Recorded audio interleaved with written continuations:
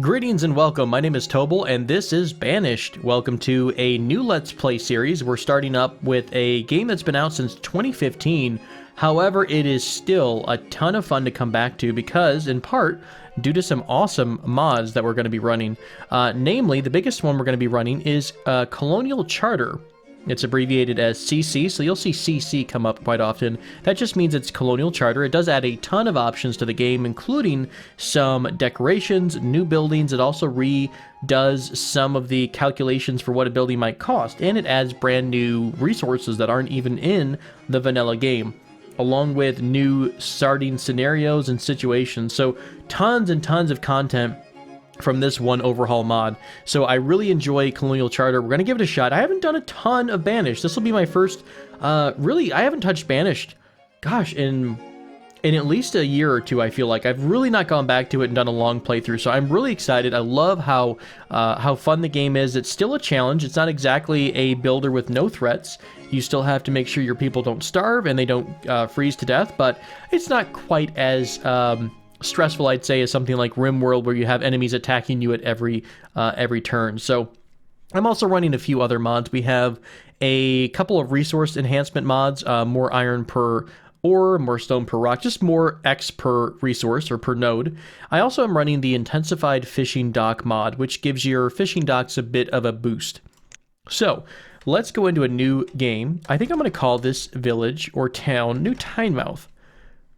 I'm going to start with, do I want flat plains or like lake waters? You know, I think, to me, I really like the idea of settling on a coastline. Like, you're basically some settlers who've come over, and that's, by the way, that's part of the Colonial Charter mod. You're coming from, you know, whatever empire you deem fit, whether it's Spain, Portugal, England, or something else, and you're coming to colonize. You're coming to make a new colony here on the New World. So I think I like to keep it on the marine climate. That winds up being quite a bit of rain, I think, and it's a pretty even temperature in terms of hot and cold.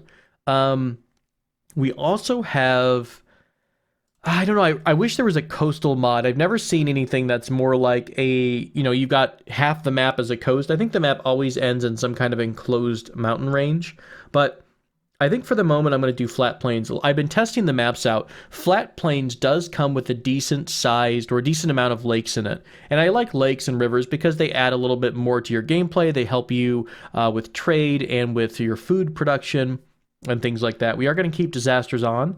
I will keep the very large terrain size on. By the way, CC before any of these things means that this is a scenario or option that is provided by the Colonial Charter mod. So it doesn't come from vanilla. We're also going to do medium plus. Medium plus, all this does is it adds livestock. So it's a pretty easy start, to be fair. It really is. It's not really that challenging. You just got to make sure you don't go too crazy and starve your people in the first couple of months or years. We're also, if you ever are not familiar with Colonial Charter, let me back out real quick. I wanted to point out something.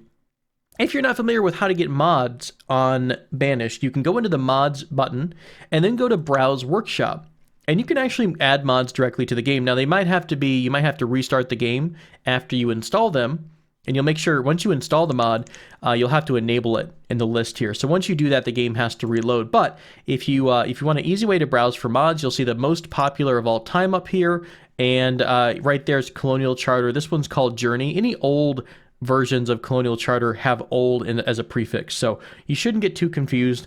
There are tons of full conversion mods if you want a translation into your own native language. They've been doing a ton of community work on that. We've got Turkish, German, Japanese, any kind of language I think has been translated at this point. So without further ado, let's go back and get into New Tynemouth. Let me pop this back in here. I don't know how long this is gonna go in terms of a Let's Play overall. I'm just really excited about it. We're gonna go until we feel like we've made ourselves a nice, lovely colony, because your country has rested all of their colonial ambitions on your venture. Your job is to ensure the survival of your country's citizens and to dominate the native population for the empire, whatever empire that happens to be. Maybe we're a colony of the Empire of Man. Who knows?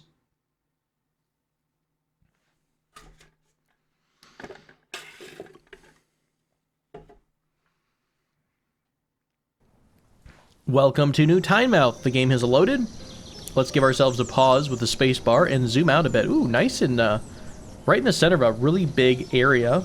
Lots of room to expand a city. I want to see how close we are to a river or a lake. So let's pop up the map. Oh, nice.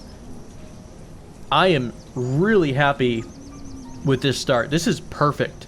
Like, even the position, normally I have to, like, you start with your barn, your starting barn, your people all kind of off to the side. This is exactly where I want to be right now. I'm not going to have to move this an inch, in fact. So, this is great. So, how are we going to lay out the city? What do we have for animals? Are those emus? Are they llamas? They're like half horse, half sheep. I'm really confused, but they're adorable. Okay, so we have 5 families, 2 adults each, and normally at least 1 or 2 children between them. Let's move the map over to the corner. Let's get our boxes up here. There's the summary. There is the event log. Awesome. We've got 16 citizens overall. Thank you, citizens of New Tynemouth, for enduring this harsh journey. Welcome to your new home. There is so much room here. This is so exciting. So I don't want to go too far south. The reason is I want to be somewhat close, relatively close, to the river so we can get some fish. We need to get some fishies early game because the fish are really, really helpful, and especially because the mod that enhances the fish production is going to be in our favor, so we want to make sure we make use of that. So the way I like to try to make a city, I like to make this really centralized idea. And I'm going to try it out, and I'm going to see if you guys like it. The general idea is to make use of the central market. So we're going to have one big central market in town. That central market is going to have, inside this yellow circle, is where the people who work at the market can go to get goods. So if we put a market here, you see how far out that yellow circle goes. So if we put a barn over here, our workers will walk up the road, get goods from the barn, and bring them back to the market in order to sell their goods. So it's a pretty fun system, and if we make different regions, like say, oh, this is going to be the fishing and food production side of our city, this is going to be maybe the lumber side, this might be the mining industry down here, then you can really start to get a feel for where your industries are, and they can all kind of do this little conveyor belt system into your central market. So let me trash what I put down, because I want to include the existing barn and stockpile in our design. So I think, let me try to put down this. I want to put down, we're going to put down our main road. So this is going to be a 3-wide road. Picture this going through the center of town. Remember that, it's a big city. We're going to have, wagons. You don't really have wagons, but in our heads, we've got wagons. We've got lots of people. So we're going to have a pretty busy main thoroughfare. Perfect. Let's drop that market down one more time. This is the Grand Bazaar. Right there in the corner. Cool. Who is this? Farah. No. Vanabelle. No. Gustav. Jenser's Market. Okay, this is now Jenser's Marketplace. I'm really bummed that, the one thing you can't do is customize names as far as I know. So we can't rename some of our banished citizens after subscribers or anything like that. So, kind of a bummer. But, we'll just keep in mind that we really appreciate Vanabelle for her classy clothing choices.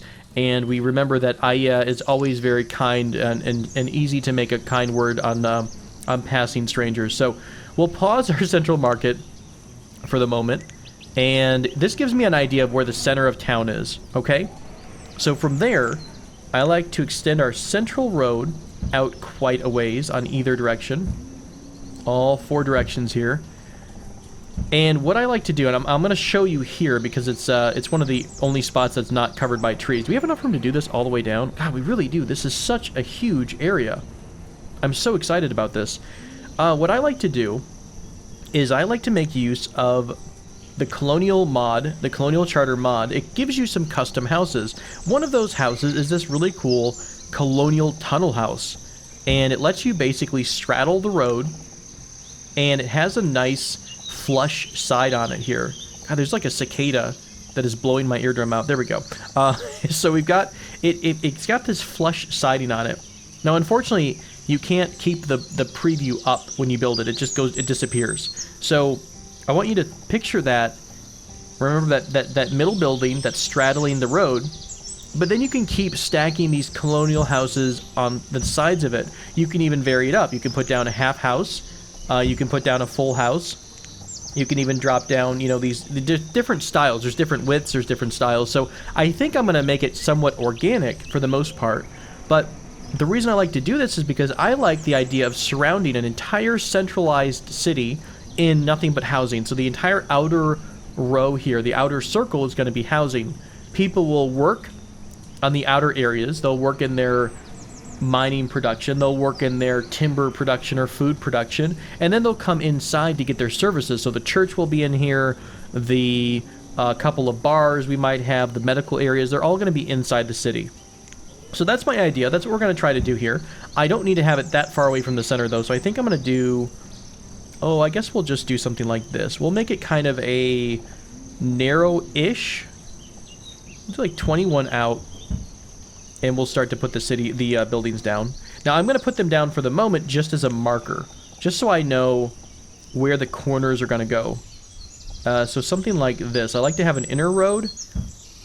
So one that's kind of on the back side of the houses, and then we'll have one road in front of the houses as well. That'd be like our frontage road that people will come out of their house to. All right, just like this. So let's go back into housing. Let's put down a bunch of these super fancy colonial houses here. I lost there it is. Okay, cool. So we'll just drop down, I don't know. How long do we want this city to be? I messed it up. There we go. We could do maybe 5 or 6 buildings long in terms of these colonial houses. So there's 1, 2, 3, 4, 5. Now 5 on each side would be pretty wide, I think. Remember that each of these houses, I think, will hold up to 6 families. That winds up being quite a bit of housing if you picture it going all the way around the city. So, and we also don't want to push it outside of the yellow boundary. We want to make sure that our yellow boundary is where the city workers, the market workers, can go get resources. So we don't want to have it too far away, because we're going to have some resources to get gathered there. So let's put down a corner house. This is one of my favorite houses. It keeps that nice facade look, that flush facade, and you can just curve it and continue it in another direction. Now, I won't do that all the way around. All I wanted to use that for is an indicator of where my turn should go. Which way is the road? I think the road goes right here. Okay, so this is our main road here, going either direction. We'll do the same thing on the other side, just so I know where the edge is going to be, the curves will be. Now I do this too because we don't always build on one side of this city. I'm going to be building the city and having people live and work on the opposite side once we start getting our industry set up. So it's really helpful for me to have everything designated with the roads at this point. There we go. How far out are we going? Let's say we went, of course, symmetry, that has to be a thing. So 26, and then we turned. So if we go out here, 26, and then the turn. And boom, we know where our corner of our city is. So we'll go ahead and delete the buildings. We don't need to worry about those just yet. But now we have our road all designated. Now, I'm going to trim up some of the road orders because our laborers will try to make all of these roads, and we don't need these all yet. I will keep most of the, kind of like the inner roads here, because I do want to keep that designation, and of course it helps us too. It makes them move a little bit faster when they're running, when they're walking across these roads. So, there we go. That's good enough. Now, we are starting with our awesome houses, our barn and our stockpile right in the dead center of the city. I think because one of the first things we'll need is food. So let's put down some houses on the outside here. Let's put down 3 houses here. We're going to have... I've never done this with splitting the houses up at the start, but I think because the barn's in the center right now, we can actually accomplish this. So let's also put down... Where's my road? Has it come all the way across? It does now. What did I say this is going to be? We've got a lot of farm area. I mean, we really have a lot of trees everywhere. This is mostly the tree-heavy area here, though. So we're going to put down some housing, wooden housing on the other side. 2 houses here. And I guess, because this side seems to have a mountain on it, we'll put our, I guess our, if you want to think of it as our production of of iron and things like that and tools over here, our smithy. So 2 houses in all directions, or 3 in one particular case. Those are going to have to get built first. So what you need to do, it's kind of like Maslow's hierarchy of needs. You need to have shelter, food, and the third thing is generally warmth. Now the houses will give people some warmth, but before winter is over or hits, we need to have firewood and make sure that all the houses have firewood. So I'm going to unpause the game. Let's also pull up one of our tools, the professions list. I'm going to use this one for the moment because all I need to see is how many laborers we have and builders for the most part. So everyone's going to split off. They're going to start taking materials over to these construction projects. I think I'm going to let them finish the houses first.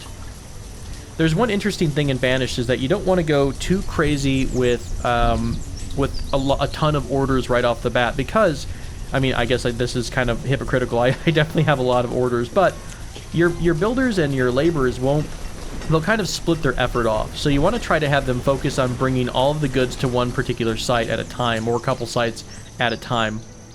They're also going to be spending time building these roads, so that's going to dig into our builder time as well. So I got to be careful about making sure I'm balancing house production, food production, and the generation of wood into firewood. All right, let's go ahead and extend the central road. He says, as he mentions people getting too much to do.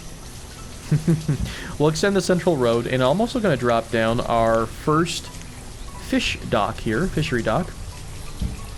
Now, we don't want the fisher people to have to bring their fish all the way into the barn. So what I'm going to do is I'm going to drop down a small barn. I'm going to do 2 things. I'm going to drop down a small barn here. However, I'm not going to use that for food. I think I'm going to put down some food sellers right next to the fishery. By the way, what's the extent of the market angle here, the market range? Good. Just inside of where our fish dock is. So we're going to put down some food sellers. It's cute that they changed the texture of it too. So we're going to put down 2 food sellers. What this is going to allow our fisher persons to do is get the fish, immediately drop that fish off, and come back to work. So it's freeing them up from having to worry about the transportation. We could finish the market and give someone the job of hauling goods from point A to point B. That could be a job someone can do. Let's also go ahead and assign ourselves... 2 builders is fine for the moment. We still have a lot of projects that we need to work on. We start with quite a bit of materials, though, too, so we're not quite desperate to cut down resources. So I'm going to use up as much of this as I can. Then I'm going to have our people start working on these chopping orders, removing the trees, removing the stone and iron, and things like that. All right, we'll speed things up again. We are in the spring, the first spring of New Tynemouth. We have our houses pretty much set. All houses have their projects finished except for this one right here. So your laborers will pretty much do everything but build the house. So you'll see here that it's got the foundations because they've cleared off anything on the property. They've dropped the logs over and the stones, and then you have to rely on the builders to do the actual building. Now you can assign people to different professions either through the profession interface like this. I manually assigned 2 builders, or you can click on the job site itself and increase the amount of people working on it. Now, what this is telling us is that overall, there are 2 builders. Out of those 2 builders, none of them are working on this particular site. Of 2 means that you can have a maximum of 2 people working on this type of construction project. If it's a big thing, so like this giant market, you could have 5 people working on this project at a time. So again, this is telling us that overall, there are 2 builders in the building profession, but none of them are currently working on the central market job, which makes sense because we don't exactly have, it's not ready, it's paused. So you can increase the overall amount of builders you have here. You can also reduce the amount of people you want to work at a particular site if you want to minimize or micromanage that. And up to you, it's not, I really never touch that. I find that it's not all that necessary early game because you don't have that many builders. But, you know, say you've got 20 builders in your massive city and you don't really need all 5 working on the central market, you could drop this down to say, I want to do this slowly over time, or I want all of my available people on this site. That could fit. And in fact, I'm actually going to bump the builders up a bit more because we have a lot of buildings that need to get finished here. So, still a lot of homeless, but now we do have some families who've moved in. Some very young families, Ernie and Aya, 19 and 15. We have Valoris, who's apparently just a 10-year-old living by himself in a house. The game is a little bit awkward in that, I mean, it's a different time, right? So it's a different situation. You will find really young couples going into a building together. So you might see 10 or 11-year-olds. That's the earliest from which people can branch off of their families and move into a house on their own. So, population control is a really big strategy in Banished. People will not reproduce if they don't have their own house, their own private area. So, for example, this particular family, Ernie and Aya, have 2 children, Colleen and Melia. When they hit 10 or 11 years old, both of them will start to look for a house that's available, that's open. And like you can see here, Valoris just turned of age, so Valoris moved into their own house. As soon as another young adult finds the right age or gets the right age, they'll also move into the house with Valoris and become their partner. So that's how your population grows over time. You have to keep expanding and either building houses with more capacity or just building more houses. So for example, the wooden house can only hold, I think, is it 1 family? It normally tells you how many families can actually sit in the house, but this one's not apparently being nice to us. Here we go. The town abode, for example, or the country house can hold up to, a family of 6 people. Sorry, not like 6 families. What did the, the Colonial homestead can only house a family of 6. That's really interesting. So each of these little narrow homesteads would give us 5. So really, it would be more efficient to have these narrow townhomes than these Colonial homesteads. Oh, the Colonial homesteads can be upgraded to a bed and breakfast, so maybe that's part of the reason of having those. But the most efficient, it looks like, would be having these Colonial townhomes because they can hold 5 people and they only are 3 wide, rather than the Colonial homesteads, which can hold 6 people. Interesting. Colonial house also holds 6, can be upgraded into a barber surgeon. So we'll be using some of these to have businesses inside of, I guess, the what do you call that, the residential row. We'll be using that, kind of like how, you know, a lot of urban areas have their living quarters above the shop or something like that. I think I remember Civ City Rome, maybe it was Civ City, maybe it was another game, where you could build vertically. You could actually, you built your townhouse and your people would live above it, and then you could specify what kind of commercial building went below it, which I thought was really cool at the time. I really liked that idea. Okay, so here we see our 2 houses on either side of the city getting built. I remember saying that this area is what I wanted to use as our timber, right? Because it's got tons of trees already. So let's get a little bit of a road so I kind of know what to base things off of. Now, I like to do something with heavily wooded areas. I like to include a hunter's cabin.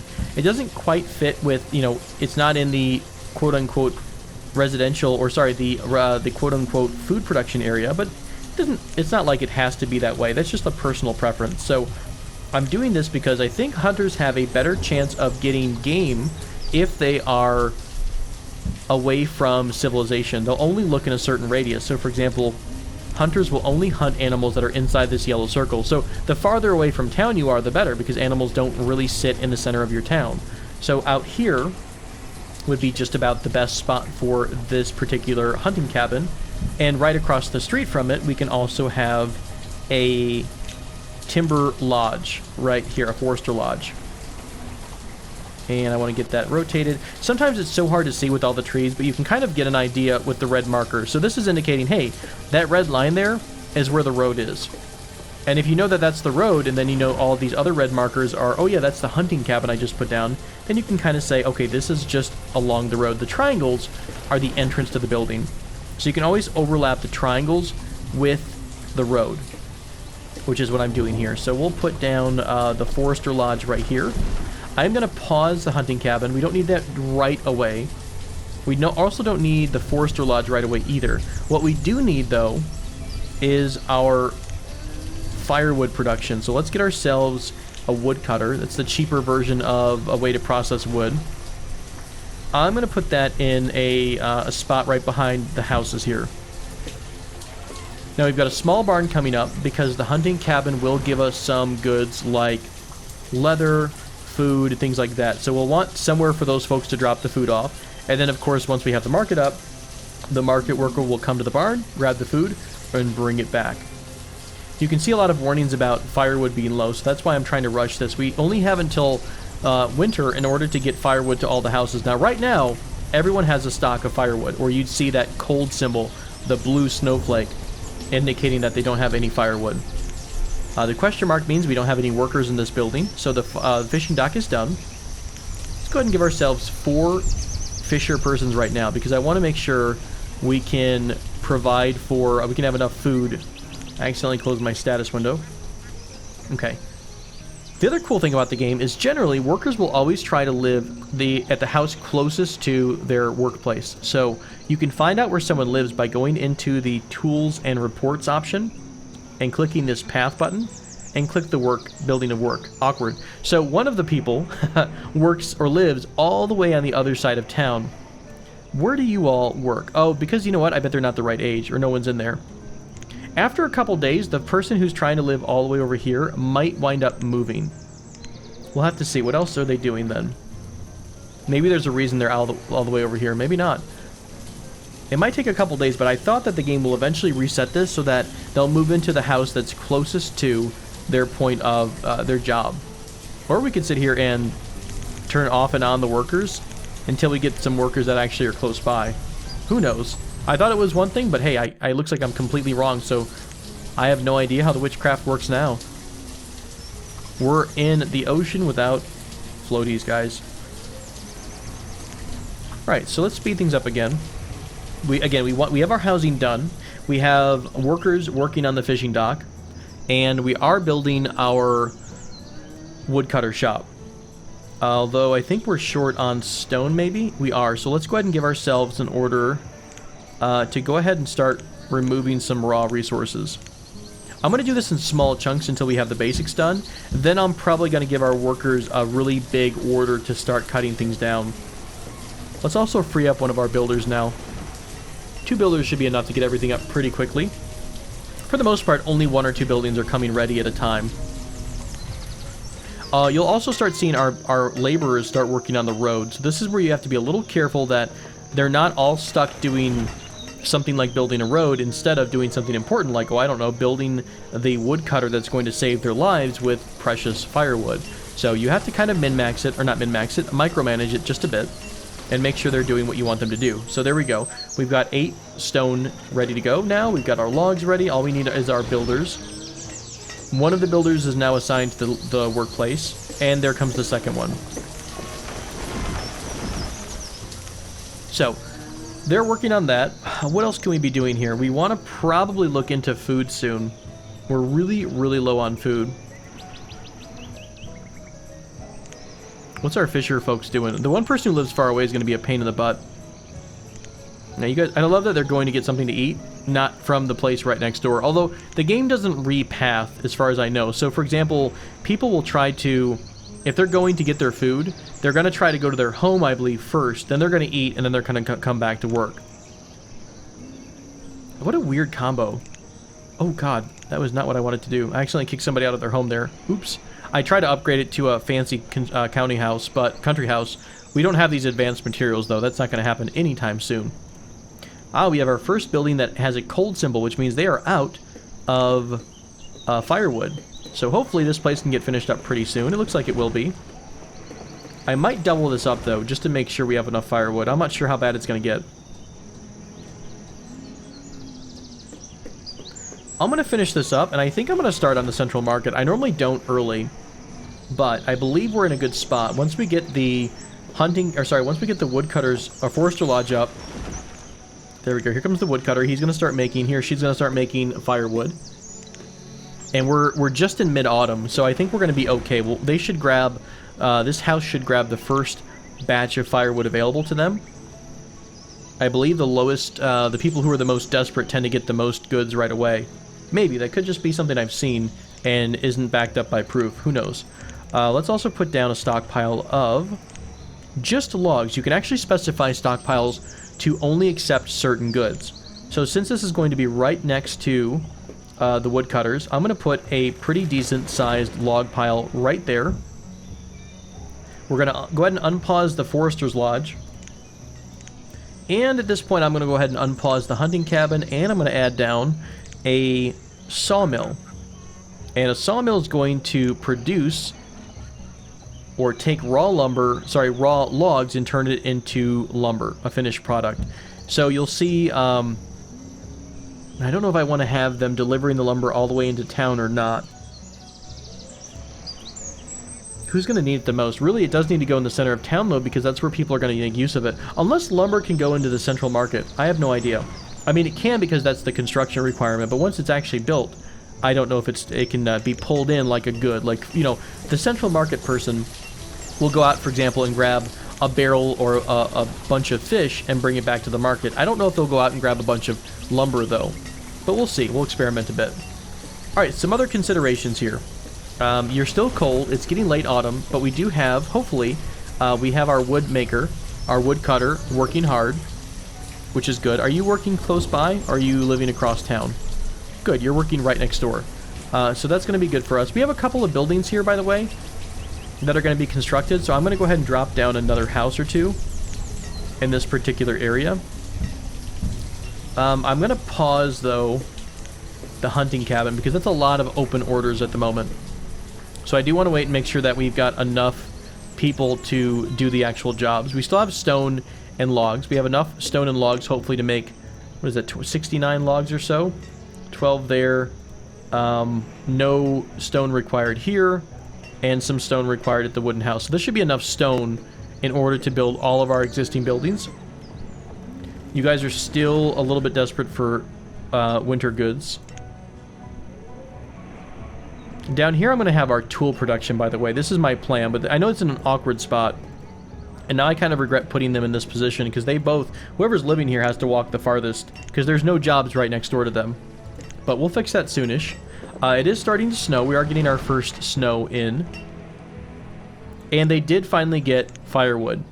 They're probably hauling it back home. That's why the symbol went away, but you don't see it in the inventory yet. Farah has the goods. She's actually going to gather fuel, so that must trigger when they're going to gather the fuel. They must reserve it, because the symbol immediately went away. So, it's getting down below 30 degrees Fahrenheit. It is snowing. It's early winter, but we'd finally have at least some firewood getting produced. So, hopefully, that should be enough. All of our houses seem to have a good supply of food. You've got some potatoes. Oh, the other one had some fish. We've got more potatoes, and yeah. You know what? If Mark Watney can do it, you guys can do it too. Awesome. We're getting the Forester Lodge up. So I'm just going to let things run for a bit. We are low on food, we know. We totes know that. Hopefully the fisher workers will keep rocking out this winter. Now the bummer is, when they get cold, they will come back to the house to warm up. So instead of finishing their job, you'll see them actually go home to warm up. Yeah, they're finding someplace warm. I don't know if you can actually have like a shelter. Like, what if I put a bar right next to the fishery? Would that make people stay and work? Who knows? I think I'm going to have to drop in another food producer, though, because the fishery is not going to cut it on its own. Do we want to go ahead and force the production of the hunting cabin? I don't know. I feel like they've got a lot of food stockpiled, so I don't think people are going to be going to get food again for a minute. So hopefully the stockpile of food will stay high for at least through the winter, and then we'll be a little bit more comfortable. Now the winter will pass really quick, especially if you've got the game moving at a fast pace. We're in the dead of winter. It's 27 degrees out. We still have we actually had a couple kids, didn't we? A child named, oh wow, we had a bit of a baby boom here. 4 children were born in early autumn, 5, 6. So we've had 6 children get born since we got here. Now, you want to be careful about making sure, you don't have to do this right away, but when you have children, you eventually want to put down a school so they can get educated, and an educated worker will work a little bit faster and produce a little bit more than an uneducated worker will. So it is important to try to have educated workers in your workforce. I'm also going to adjust the stockpile. I'm going to put a bigger stockpile. How big is this market? It is like 14 by 14. I'm going to put down or 13 by 13. I'm going to put down like a 12 by something stockpile here. Because this one's almost full already. And we're still going to be getting a lot of materials. All of this needs to be cleared out at some point. Remember, we're going to have this centralized city square, and all of the housing on the outside will be there too. And then our industries will kind of expand away from the center of the city. So that's the idea, at least. We'll see how much of that becomes reality. We're still in the dead of winter. We have a bigger supply of food. We're out of firewood, though, but that kind of trades off. You'll see that rise up a bit, and then somebody will come and grab a pretty big chunk and take a good bit of it away. The next thing we need to start worrying about is clothing. I believe everyone has already came and grabbed a repair or a fresh outfit, so we need to probably get our tailoring up before next winter. So at the moment we've got a stockpile that needs to get built. I'm going to take so here's the thing about people who don't have a job. We have 2 builders right now. If those 2 builders can't do anything, like for example, if there are no buildings that need to be built, they will default back to the laborer pool. Just like if the woodcutter hits their limit, because I've set a limit here, the game sets a default of 200 pieces of firewood. So if you hit 200 pieces of firewood, they will stop working and they'll go become a laborer temporarily until their job opens up again. So you don't have to micromanage people who are unemployed, or I shouldn't say unemployed, they're temporarily out of work because you know you're at a limit or there's nothing for them to do. So you don't have to micromanage that too bad, thankfully. Okay, there goes one of our Forester Lodges, or the Forester Lodge. That's going to start getting built. We need to finish our stockpile of logs. Our sawmill still needs to get built. That's quite a lot of work in the sawmill. We've got our 2 houses that haven't been touched. So our laborers are probably, and it looks like they are, they're trying to build our roads, which does take a bit of time. So that's one of the reasons I mentioned it's not always the greatest idea to put roads down, and in fact, I feel a little guilty about that. I'm going to go ahead and cancel some of our roads, just so they don't quite have as much to do. I'm going to keep some of the corners here, just so I know where the heck our corners exist at. But by and large, I'm going to try to remove most of this area.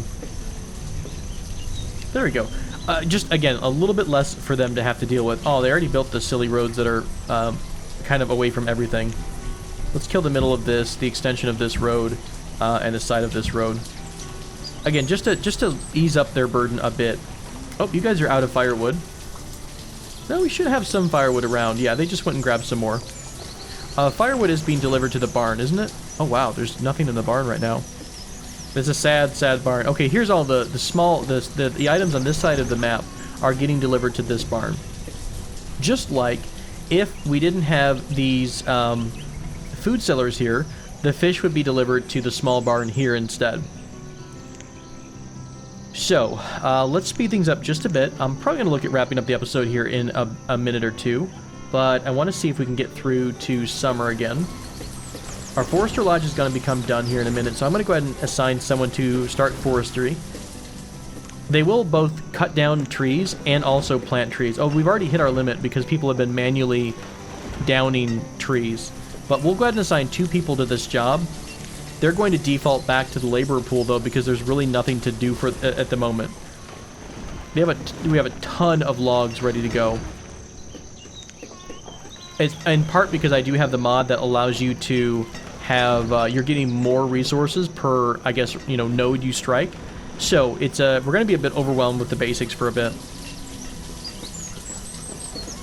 If it becomes too cheatsy doodle, by the way, if it becomes too gamey, I will go ahead and disable those mods. But I figured at the start, it'd make life a little bit easier for a lot of our construction projects. Because for me, this is more about having a pretty fun design than really struggling against the elements. If we want to do like a really, really crazy playthrough, we'll do like an Adam and Eve where you only start with 2 people or something like that. But for the moment, we will keep it as it is. You actually may have ran out of space here. Yeah, they're actually completely full.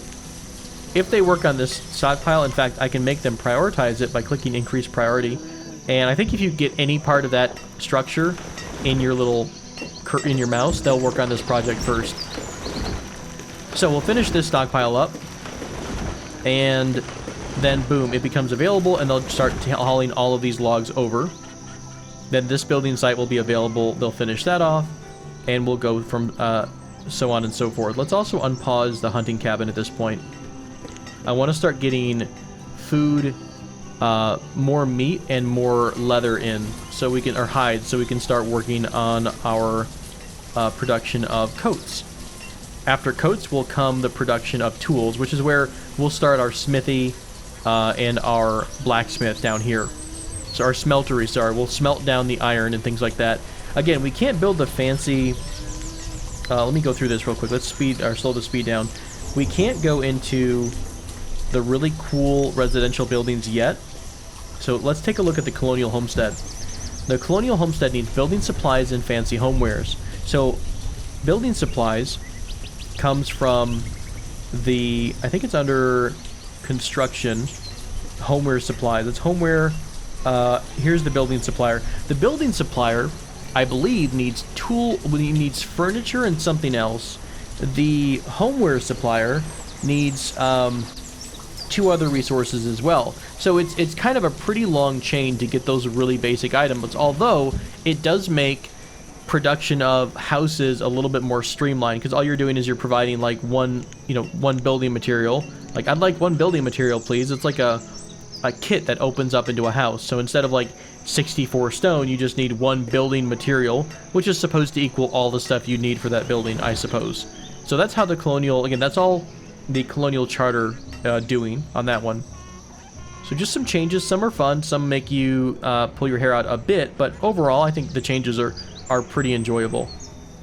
So yeah, there we go. There's New Tynemouth in a nutshell, if I would stop making the status window disappear.